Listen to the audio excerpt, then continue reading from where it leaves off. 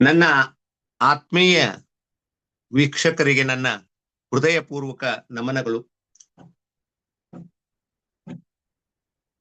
My name is Ananda Masli, Bagalkot, Karnataka State. My mobile number is 9242494770. WhatsApp number is 9900913869. ಮತ್ತೆ ನಾನು ಕಾವ್ಯ ಅವರ ದುರ್ದೈವದ ಬಗ್ಗೆ ಮಾತನಾಡಬೇಕಾದಂತಹ ಪ್ರಸಂಗ ಬಂದಿದೆ. ಪಾಪ ಕಾವ್ಯ ಅವ್ರ ಬಗ್ಗೆ ನನಗೆ ನಿಜವಾಗ್ಲೂ ಮರುಕ ಉಂಟಾಗ್ತಾ ಇದೆ. ಈಗಲೂ ಕಾವ್ಯ ಅವರಿಗೆ ಗಿಲ್ಲಿಯ ಮೇಲೆ ಸೂಕ್ಷ್ಮವಾದಂತಹ ಸಾಫ್ಟ್ ಕಾರ್ನರ್ ಐತಿ ಅನ್ನುವಂತಹದ್ದು ಕಂಡು ಬರ್ತಾ ಇದೆ ಅವರ ನಡವಳಿಕೆಯಲ್ಲಿ. ಒಂದೆರಡು ಘಟನೆಯನ್ನ ನಾನು ಈ ಸಂದರ್ಭದಲ್ಲಿ ಹೇಳಿಕ್ಕೆ ಇಷ್ಟಪಡ್ತೀನಿ. ಇಲ್ಲಿ ಗಿಲ್ಲಿ ಅವರನ್ನ ಕಾವ್ಯ ಅವರು ಒಂದಷ್ಟು ದೂರ ಮಾಡ್ಲಿಕ್ಕೆ ಪ್ರಯತ್ನ ಮಾಡ್ತಾರ. ಇದನ್ನ ಸೂಕ್ಷ್ಮವಾಗಿ ಅರ್ಥ ಮಾಡ್ಕೊಂಡಂತ ಗಿಲ್ಲಿ ಅವರು ಕೂಡ ಕಾವ್ಯ ಅವರಿಂದ ದೂರವನ್ನ ಕಾಯ್ಕೊಳ್ತಾ ಇದ್ದಾರೆ. ಯಾಕಂದ್ರೆ ಕಿಚ್ಚ ಸುದೀಪ್ ಅವರು ಗಿಲ್ಲಿ ಅವರಿಗೆ ಒಂದ್ ಮಾತು ಹೇಳಿರ್ತಾರ, ಗಿಲ್ಲಿ ನೀವು ಗೆಲ್ಲಿ, ಆದ್ರೆ ನೀವು ಇನ್ನೊಬ್ಬರನ್ನ ಕೈ ಹಿಡ್ಕೊಂಡ್ ಮೇಲೆ ಹೋಗ್ಬೇಕಂತಿರಲ್ಲ, ಅವ್ರ ಮುಳುಗಲಿಕ್ಕೆ ನೀವು ಕಾರಣ ಆಗಬೇಡಿ ಅನ್ನುವಂತ ಮಾತನ್ನ ಹೇಳಿದ್ದಕ್ಕಾಗಿ ಕಾವ್ಯ ಅವರು ತುಂಬಾ ಶಾಕ್ ಆಗಿದ್ದಾರೆ. ಅವ್ರಿಗೆ ಏನ್ ಮಾಡ್ಬೇಕು ಅನ್ನೋದು ಅರ್ಥ ಆಗ್ತಾ ಇಲ್ಲ. ಈಗಾಗಲೇ ನಾನು ಹೇಳ್ದಂಗ ಅವ್ರ ಮೈಂಡು ಬ್ಲಾಕ್ ಆಗಿದೆ. ಸರಿಯಾದ ವಿಚಾರವನ್ನ ಮಾಡ್ಲಿಕ್ಕೆ ಅವರಿಂದ ಸಾಧ್ಯ ಆಗ್ತಾ ಇಲ್ಲ. ಗಿಲ್ಲಿಯಿಂದ ನಾನು ದೂರ ಇದ್ರೆ ಮಾತ್ರ ಒಂದಷ್ಟು ನಾನು ಉಳಿಬಹುದು ಅನ್ನುವಂತಹ ಒಂದು ತಪ್ಪು ಕಲ್ಪನೆಯಲ್ಲೇ ಅವರು ಒದ್ದಾಡ್ತಾ ಇದ್ದಾರೆ. ಗಿಲ್ಲಿ ಕೂಡ ನನ್ನಿಂದ ಇವಳಿಗೆ ಯಾವುದೇ ತೊಂದರೆ ಆಗೋದು ಬೇಡ ಅಂತ ತಿಳ್ಕೊಂಡು ಅವನು ಕೂಡ ಡಿಸ್ಟೆನ್ಸ್ ಮೇಂಟೈನ್ ಮಾಡ್ತಾ ಇದ್ದಾನೆ. ಇಬ್ರು ಈ ಡಿಸ್ಟೆನ್ಸ್ ಮೇಂಟೈನ್ ಮಾಡೋದ್ರಿಂದ ಕಾವ್ಯ ಅವರಿಗೆ ಲಾಭ ಆಗತ್ತಂತ ನನಗೆ ಅನ್ನಿಸ್ತಾ ಇಲ್ಲ. ಅಕಸ್ಮಾತ್ ಈ ಸಂದರ್ಭದಲ್ಲಿ ಕಾವ್ಯ ಅವ್ರ ಮನೆಗೆ ಹೋದ್ರೆ ಅದಕ್ಕೆ ಸುದೀಪ್ ಅವರೇ ಕಾರಣ ಆಗ್ತಾರ ಅಂತ ನನ್ನ ವೈಯಕ್ತಿಕ ಅಭಿಪ್ರಾಯ. ಗಿಲ್ಲಿಯವರಲ್ಲ, ಗಿಲ್ಲಿಯವರು ಕಾವ್ಯನ ಮುಳುಗಿಸ್ದಂಗ ಆಗಲ್ಲ. ಅವಾಗ ನಮ್ಮ ಸುದೀಪ್ ಸರ್ ಅವರೇ ಕಾವ್ಯ ಅವ್ರನ್ನ ಮುಳುಗಿಸ್ದಂಗ ಆಗ್ತದ ಅನ್ನುವಂತ ಮಾತನ್ನ ಹೇಳುವುದಕ್ಕೋಸ್ಕರ ನಾನು ಈ ವಿಡಿಯೋವನ್ನು ಮಾಡ್ತಾ ಇದ್ದೀನಿ. ಆದ್ರೆ ಕಾವ್ಯ ಅವರ ಮನಸ್ಸಿನಲ್ಲಿ ಈಗಲೂ ಕೂಡ ಗಿಲ್ಲಿ ಅವರ ಬಗ್ಗೆ ಸಾಫ್ಟ್ ಕಾರ್ನರ್ ಇದೆ. ರಕ್ಷಿತ್ ಅವ್ರಿಗೆ ಕೇಳ್ತಾರ, ಗಿಲ್ಲಿಗೆ ಕೇಳು, ಮೊಟ್ಟೆ ಏನಾದ್ರು ಬೇಕಾ, ಆಮ್ಲೆಟ್ ಏನಾದ್ರು ಬೇಕಾ ಕೇಳು, ಬೇಕಾದ್ರೆ ನಾನು ಮಾಡಿಕೊಡ್ತೀನಿ ಅನ್ನುವಂತ ಮಾತನ್ನ ಹೇಳ್ತಾರ. ಅಥವಾ ನಾನು ಮಾಡ್ತಾ ಇದ್ದೀನಿ, ಅವನಿಗೆ ಮಾಡ್ತೀನಿ ಕೇಳು ಅಂತ ಹೇಳ್ತಾರ. ಈ ಸಂದರ್ಭದಲ್ಲಿ ಕಾವ್ಯ ಅವರಿಗೆ ಗಿಲ್ಲಿ ಅವ್ರ ಬಗ್ಗೆ ಮನಸ್ಸಿನೊಳಗೆ ಬಹಳ ವೇದನೆ ಇದೆ. ಇಷ್ಟೆಲ್ಲಾ ಸಹಾಯವನ್ನ ನನಗೆ ಮಾಡಿದಂತ ಗಿಲ್ಲಿಯನ್ನ ನಾನು ದೂರ ಇಡ್ತಾ ಇದ್ದೀನಲ್ಲ ಅನ್ನುವಂತ ಆತಂಕ ಅವರ ಮನಸ್ಸಿನಲ್ಲಿ ಕಾಡ್ತಾ ಇದೆ. ಗಿಲ್ಲಿ ಹೆಜ್ಜೆ ಹೆಜ್ಜೆಗೂ ಸಹಾಯವನ್ನು ಮಾಡಿದ್ದಾನೆ. ಅದಕ್ಕೋಸ್ಕರನೇ ರಘು ಅವ್ರ ಮುಂದ ಕಾವ್ಯ ಅವರು ತಮ್ಮ ಮನಸ್ಸಿನ ವಿಚಾರಗಳನ್ನ ತೋಡ್ಕೋತಾರ. ಅವ್ರಿಗೆ ಏನಾದ್ರೂ ಯಾರ ಮುಂದಾದ್ರೂ ಹೇಳ್ಬೇಕಾಗಿದೆ, ನಾನು ಗಿಲ್ಲಿ ಬಗ್ಗೆ ಅಷ್ಟೊಂದು ಕೆಟ್ಟ ಅಭಿಪ್ರಾಯವನ್ನು ಹೊಂದಿಲ್ಲ ಅನ್ನೋದನ್ನ ಹೇಳ್ಬೇಕಾಗಿದೆ. ನನಗೆ ಗಿಲ್ಲಿ ಹೆಜ್ಜೆ ಹೆಜ್ಜೆಗೂ ಸಹಾಯ ಮಾಡಿದ್ದಾನೆ. ಅವನಿಗೆ ಅನ್ನ ಅಣಬೇಡ ಅಂತ ನನ್ನ ತಾಯಿ ಹೇಳಿ ಹೋಗಿದ್ದಾಳೆ. ಅದಕ್ಕೆ ಕಾರಣ ಅಂದ್ರೆ ಹೊರಗಡೆ ನಮ್ದು ಯಾವುದು ಈ ಒಂದು ವಿಷಯ ಒಬ್ಬರಿಗೊಬ್ಬರು ಮಾತಾಡುವುದು, ಸಲಿಗೆಯಿಂದಿರುವುದು ಯಾವುದು ಕೆಟ್ಟ ಆಗಿಲ್ಲ. ಇದರಿಂದ ಯಾವುದೇ ಕೆಟ್ಟ ಅಭಿಪ್ರಾಯಗಳು ಹೊರಗಡೆ ಮೂಡಿಲ್ಲ. ನೀನು ಅವನಿಗೆ ಅನ್ನ ಅಣಬೇಡ ಅನ್ನುವಂತ ಮಾತನ್ನು ಕೂಡ ಹೇಳಿ ಹೋಗಿದ್ದಾರೆ ಅಂತ ತನ್ನ ಮನಸ್ಸಿನ ವೇದನೆಯನ್ನ ತೋಡ್ಕೊಳ್ತಾ ಇದ್ದಾಳೆ. ಆ ಸಂದರ್ಭದಲ್ಲಿ ರಘು ಅವ್ರ ಪಕ್ಕದಲ್ಲಿ ಕಿಚನ್ ನಲ್ಲಿ ಇರ್ತಕ್ಕಂಥ ಬೆಡ್ ಮೇಲೆ ಕುತ್ಕೊಂಡು ಮಾತಾಡ್ತಾ ಇದ್ದಾರೆ ಕಾವ್ಯ ಅವರು.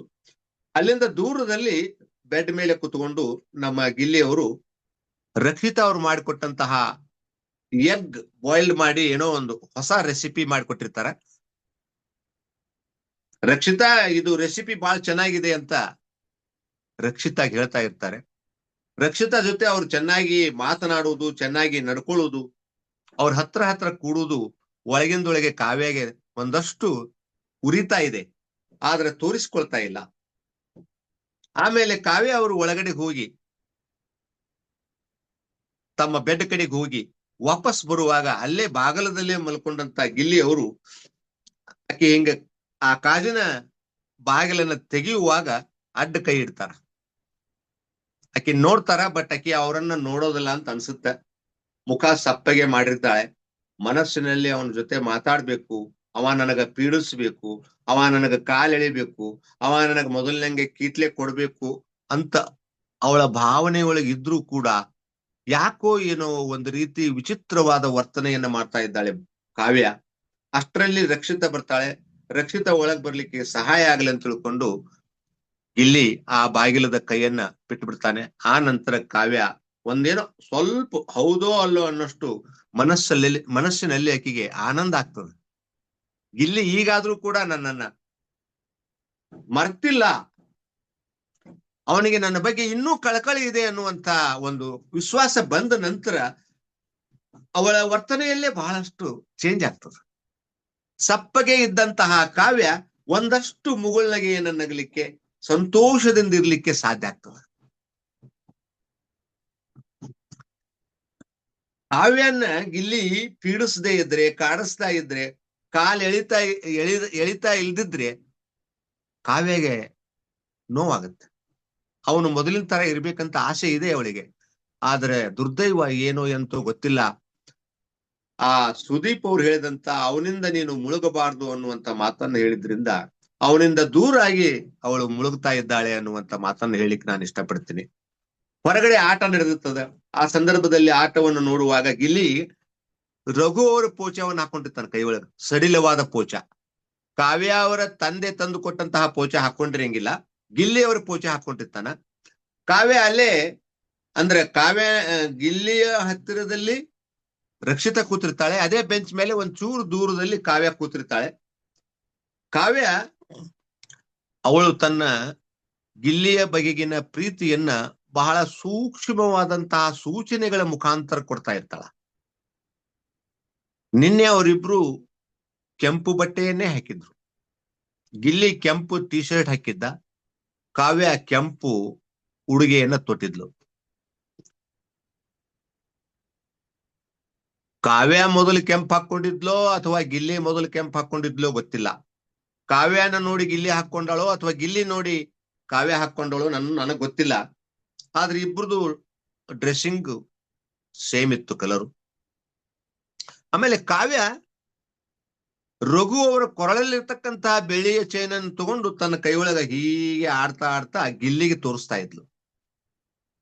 ನೋಡಿ, ರಘು ಅವರ ಪೋಚ ಇವ ಹಾಕೊಂಡಾನ, ಅಂಥದ್ದ ಸೇಮ್ ದೊಡ್ಡದು ಕೊರಳಾಗ ಹಾಕೊಂಡಾರ ಅವ್ರು. ಅದನ್ನ ಇಸ್ಕೊಂಡು ಸುಮ್ನೆ ಅವನ ಮುಂದೆ ಹಿಂಗೆ ಆಡಿಸ್ತಾ ಇದ್ಲು, ಒಳಗಿಂದೊಳಗೆ ಮುಗುಳ್ನಗ್ತಾ ಇದ್ಲು. ಅಂದ್ರೆ ಆ ಸೂಕ್ಷ್ಮತೆಯನ್ನ ನೀವೇನ್ ಅರ್ಥ ಮಾಡ್ಕೋತೀರೋ ಮಾಡ್ಕೋಬಹುದು. ಅದು ಅವಳ ಸ್ಟ್ರಾಟಜಿ ಕೂಡ ಆಗಿರ್ಬಹುದು. ಅದು ಪ್ರೀತಿ ಅಲ್ಲ, ಸ್ಟ್ರಾಟಜಿ ಅಂತ ಕೆಲವರು ಹೇಳ್ಬಹುದು. ಅದು ಕೂಡ ಇರ್ಬಹುದು. ನಾನು ಯಾವುದನ್ನು ಸ್ಪಷ್ಟವಾಗಿ ಹೇಳಿಕ್ ಆಗಲ್ಲ, ಯಾಕಂದ್ರೆ ನಾನು ಮನುಷ್ಯ ಆಗಿರೋದ್ರಿಂದ ನನಗೆ ಎಷ್ಟು ತಿಳಿತದೋ ಅಷ್ಟನ್ನ ಮಾತ್ರ ತಮ್ಮ ಎದುರಿನಲ್ಲಿ ಹೇಳಿಕ್ ಇಷ್ಟಪಡ್ತೀನಿ. ಆಮೇಲೆ ಬಕೆಟ್ ನಲ್ಲಿ ಮರಳು ಹಾಕುವಂತಹ ಸಂದರ್ಭದಲ್ಲಿ ಕೂಡ ಗಿಲ್ಲಿ ಕಾವ್ಯಾಳ ಬಕೆಟ್ ನಲ್ಲಿ ಮರಳನ್ನ ಹಾಕಲ್ಲ. ಅದ್ರ ಬಗ್ಗೆ ಆಮೇಲೆ ರಾತ್ರಿ ಅವರು ಎಲ್ಲರ ಜೊತೆ ಮಾತಾಡುವಾಗ ಇಂಡೈರೆಕ್ಟ್ ಆಗಿ ಕಾವ್ಯಾಗ ಒಂದಷ್ಟು ಕಾಲು ಎಳಿತಾನೆ ಗಿಲ್ಲಿ. ಕಾವ್ಯನು ಕೂಡ ಒಂದಷ್ಟು ಗಿಲ್ಲಿಯ ಕಾಲನ್ನು ಎಳಿತಾಳೆ. ಒಂದಷ್ಟು ಅವರವರ ಮಧ್ಯದಲ್ಲಿ ಮಾತುಕತೆಗಳು ಸೂಕ್ಷ್ಮವಾಗಿ ಇಂಡೈರೆಕ್ಟ್ ಆಗಿ ಆಗ್ತಾವು. ಆದ್ರೆ ನನಗ ಆಶ್ಚರ್ಯ ಅನ್ಸುತ್ತೆ, ಅವರಿಬ್ರು ಬಹುತೇಕ ಹೊರಗೆ ಹೋದ ನಂತರ ಇದೇ ರೀತಿ ದೂರನ್ನ ಕಾಯ್ಕೋತಾರ ಅಥವಾ ವಿರಸವನ್ನ ಸಾಧಿಸ್ತಾರ ಅಂತ ನನಗ ಅನ್ಸಲ್ಲ. ಯಾಕಂದ್ರೆ ಗಿಲ್ಲಿಯ ಒಂದು ಸಾಮರ್ಥ್ಯ ಏನು ಅನ್ನೋದು ಕಾವ್ಯಾಗ ಇನ್ನೂ ಸ್ಪಷ್ಟವಾಗಿ ಗೊತ್ತಾಗಿಲ್ಲ. ಹೊರಗಡೆ ಹೋದ ನಂತರ ಅವಳು ಖಂಡಿತವಾಗಲೂ ಬಹಳ ಬಹಳ ಆಶ್ಚರ್ಯ ಪಡ್ತಾಳ, ಬಾಯಿ ಮೇಲೆ ಕೈ ಇಟ್ಕೋತಾಳ. ನನ್ನ ತಾಯಿ ಮತ್ತು ತಮ್ಮ ಹೇಳಿದ ಮಾತನ್ನ ನಾನು ಯಾಕೆ ಕೇಳಲಿಲ್ಲ ಅನ್ನುವಂತ ಪಶ್ಚಾತ್ತಾಪವನ್ನು ಪಡ್ತಾಳ ಅನ್ನುವಂತ ಮಾತನ್ನ ಹೇಳ್ತಾ ನನ್ನ ಈ 2 ಮಾತುಗಳನ್ನು ಮುಗಿಸ್ತಾ ಇದ್ದೀನಿ ಸರ್. ದಯವಿಟ್ಟು ಲೈಕ್ ಮಾಡ್ರಿ, ಶೇರ್ ಮಾಡ್ರಿ, ಸಪೋರ್ಟ್ ಮಾಡ್ರಿ, ನಮಗೆ ಸಬ್ಸ್ಕ್ರೈಬ್ ಆಗ್ರಿ. ನೀವಾಗಿದ್ರಿ ಅಂದ್ರೆ ಬೇರೆದವ್ರಿಗೆ ಆಗ್ಲಿಕ್ಕೆ ಹೇಳ್ರಿ.